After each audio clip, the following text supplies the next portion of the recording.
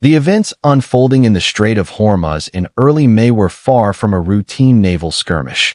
They represented a masterclass in geopolitical maneuvering, where hard power served as the lure for a large-scale electronic intelligence operation. The decision by three Arleigh Burke-class destroyers, the USS Truxtun, USS Rafael Peralta, and USS Mason, to maintain an absurdly slow cruising speed within Tehran's red zone was a profoundly calculated provocation. Rather than projecting offensive might, Washington deliberately manufactured a state of vulnerability, turning trillion-dollar war machines into exposed, massive targets to test the patience and response protocols of the Islamic Revolutionary Guard Corps, IRGC. A stark contrast emerged between the stoic exterior of the American destroyers and the frantic activity within Iran's coastal command centers. For Tehran, this presence was a direct affront to the backyard security doctrine they have painstakingly cultivated. However, the confidence displayed by Iranian commanders as they locked their targets onto the American warships was the exact moment they fell into the Pentagon's logical trap. In modern warfare, the one who holds the initiative is not the one who fires first, but the one who compels the adversary to reveal their electronic ecosystem. As soon as Iran's early warning and guidance radar systems were activated, they inadvertently signed the death warrant for the secrecy of their entire regional defense network. This event marked a strategic failure for the asymmetric warfare doctrine that Iran has long championed.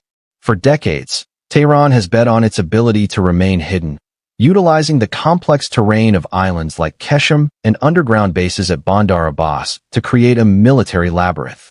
Yet, in this battle of wits, every encrypted communication signal and every radar pulse emitted from coastal missile batteries became indelible digital fingerprints. The U.S. integrated surveillance and reconnaissance (ISR) systems, including low-orbit satellites and early warning aircraft, synthesized this data to reconstruct a surgical-grade digital battle map, exposing the most critical links, from weapon depots to the IRGC's logistics networks. The effectiveness of this using stillness to control motion tactic was remarkable. While not a single U.S. destroyer faced a tangible physical threat, the security architecture that Iran spent billions of dollars and decades to build was decrypted in a matter of hours. This serves as a quintessential model of Mosaic Warfare, where intelligence harvested from an opponent's reaction is far more valuable than the destruction of a specific target. The plumes of smoke rising near Oman and the disappearance of Bagamar high-speed boat fleets following coordinated counterstrikes prove that once the fog of war is dissipated by reconnaissance technology, Iran's trump cards become exceedingly fragile. Ultimately, from a foreign policy perspective, we are witnessing a fascinating paradox in Washington and Abbas' approach. Despite having just delivered a devastating intelligence and military blow, the U.S. administration maintains a conciliatory diplomatic tone and offers tactical concessions at the negotiating table. This disconnect between aggressive military action and soft diplomatic rhetoric is creating a dangerous side effect. It inadvertently bolsters the hardliners in Tehran, leading them to believe that the U.S. is desperate to avoid an all-out conflict at any cost. This miscalculation of the adversary and Abbas' will, combined with the exposure of the secret defense network, is pushing the Gulf into a new chapter of uncertainty, where old rules of engagement no longer guarantee stability. Behind the waves of tension in the maritime artery of Hormuz, a political earthquake is quietly tearing apart the facade of unity within Tehran and Abbas' power center. This is not merely a conventional military confrontation, but a vivid exposure of a high-risk dualism of power. One side being the civilian apparatus exhausted by economic pressure, and the other being the military elite of the IRGC, who view confrontation as their raison d'etre and Abbas' etre. Geopolitical critics view this as a state of strategic paralysis, where every decision made could trigger the collapse of a faction. These rifts, instead of being mended by national spirit, are being deepened by the grim reality of an economy standing on the precipice of an abyss. Washington and Abbas' strategy in this phase is essentially a sophisticated psychological test, personified by a time-bound memorandum. This is not exactly a peace offering. It is more of a soft ultimatum, placing a 30-day negotiation period on the scale in exchange for easing maritime pressure. Tehran's absolute silence as the deadline passed should not be interpreted as tactical pride. Rather, it reflects a paralysis within the executive system. When the opposing currents of thought, preserving the regime through diplomacy versus asserting status through force, cannot find common ground, silence becomes a deadly void, plunging the region into a state of extreme uncertainty.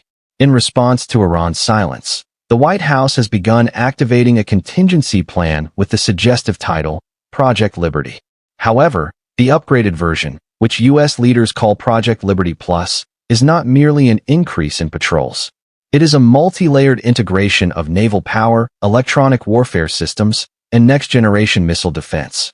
This is a potent deterrent message, affirming that if diplomacy cannot clear the energy flow, raw muscle will take over.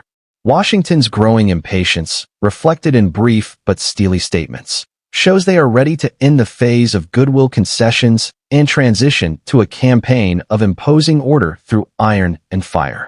The chessboard has become even more complex due to the shifting attitudes of regional allies like Saudi Arabia and Bahrain. Although initially resentful for not being consulted on military operations, economic reality has forced Riyadh to set aside its political ego.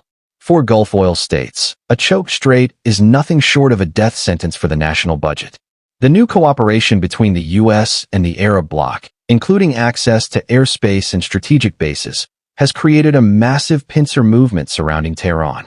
This reluctant unity demonstrates that in geopolitics, economic interest is always the most powerful catalyst for dissolving short-term diplomatic disagreements.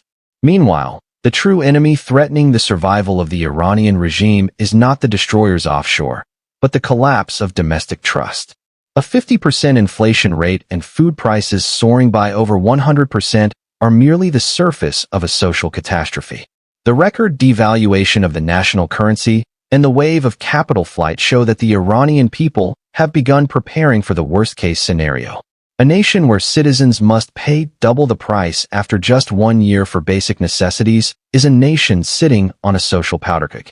It is this exhaustion, not American weaponry, that will truly force Tehran to make an existential choice in the coming days.